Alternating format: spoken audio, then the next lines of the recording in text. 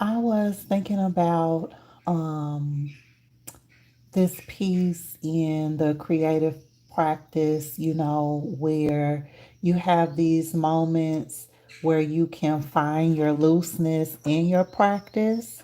And one of the ways that I've been sharing across this mixed media series has been the different ways to incorporate more opportunities for looseness in my creative practice. One of the examples that I shared in the series was chunky materials. In that video, I talk about how using chunky materials helps with kind of this external way to ensure that I'm going to be loose in my practice, as opposed to having to be intentional and mindful about like holding a regular size pencil closer towards the end of the pencil, to be loose.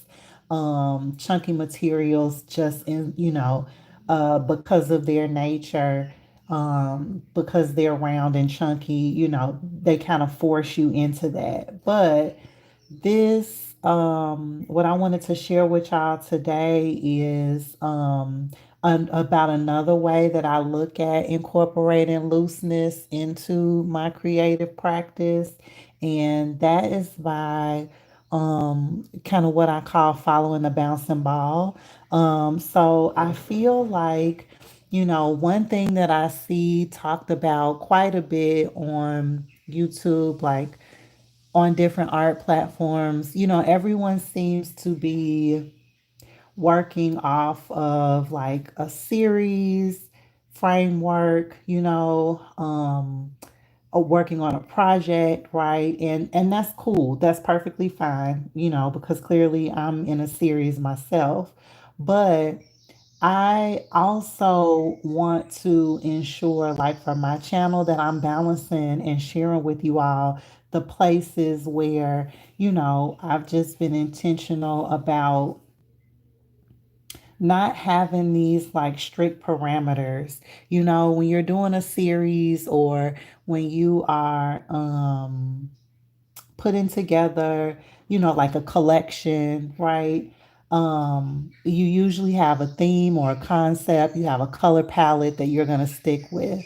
What I want to talk about is following the bouncing ball. So, um, I shared that Lauren Bell Art, this concept that I'm working through related to following the bouncing ball, aligns with her video that's titled Threads of Inspiration. And I think that there is something interesting about starting a piece, opening up your sketchbook, sitting down to just sketch, or, just loosely kind of work through some ideas, and really just allowing yourself to see kind of where you go in the process. So this is an example of that. I started this piece a few days ago, and it is inspired by folk art, and these are the state symbols for North Carolina. So I'm in the state of North Carolina. And one of the ways that I've been exploring the theme of belonging and placemaking has been through my interest in folk art, and what art gets categorized as folk art and who gets to be known as a folk artist. But the more visual way that I'm exploring folk art is through looking at symbols and motifs. So I decided to start with the state symbols for North Carolina, and the state bird is a northern cardinal. So that's what this bird is.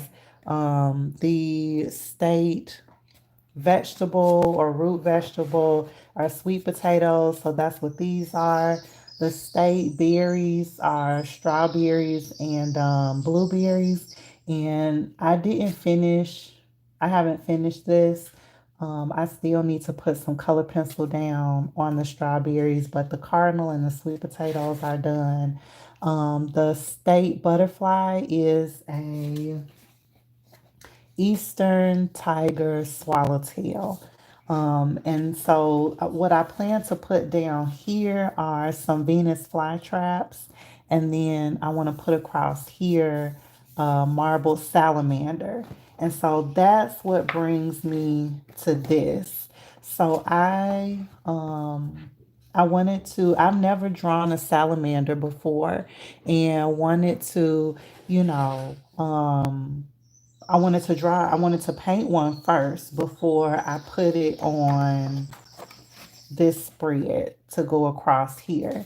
So I did a few sketches in different colors and just sat down, was like, let me just go for a big, a larger scale salamander right now as I practice.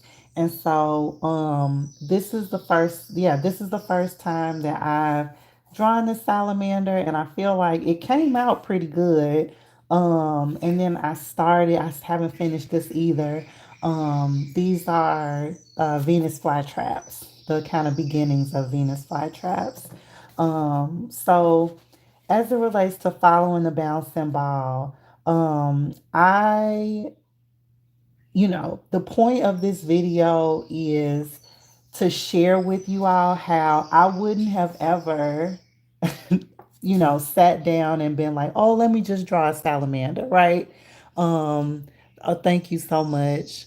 I wouldn't have just sat down and been like, I want to just try to draw a salamander, right? Like I pushed myself to do that and experiment with that because of this, right? Wanting to explore folk art and see, what the state symbols were. Again, connect with these themes around like belonging and placemaking, and also just try to draw some things that I've never drawn before. Like I've never drawn sweet potatoes before, right? But it was really nice to do that. I have previously sketched some cardinals because I'm from Chicago, and cardinals are also there quite a bit. And yeah, I have drawn cardinals before, but this one I think came out pretty good. And so yeah, the marble salamander is North Carolina's. It's either the state reptile or what's the other word that I said? Reptile or something else. But it's the marble salamander. So with me trying to do that, I decided to, yeah, like I said, just try to do it on a larger scale, play with some colors. I've never drawn anything this relatively realistic looking. I am more like of an expressive, um, oh, it's okay, baby. I'm more of an expressive artist, right? And so yeah, I really enjoy like pushing myself, and so that is the offer from this example related to following the bouncing ball.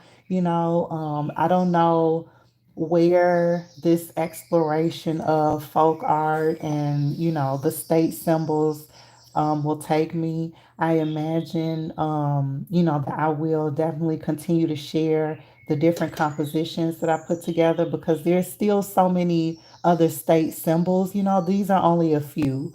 Um, so, I could do quite a few other compositions that include the rest of the state symbols. And the other thing that I plan to do too is I enjoy foraging. I lived in Alaska for a while and really enjoy foraging. So I like to read about the indigenous plants of the area. So the other thing that I plan to do is go to the library and find a book written by an indigenous person and from North Carolina, like North Carolina based indigenous populations and tribes, and then see what their recommendations are. and history and knowledge about the plants, and then pick plants to do some botanical, sketches from. So, yeah, I just wanted to come on and share that. Could potentially be, a place of inspiration for someone else.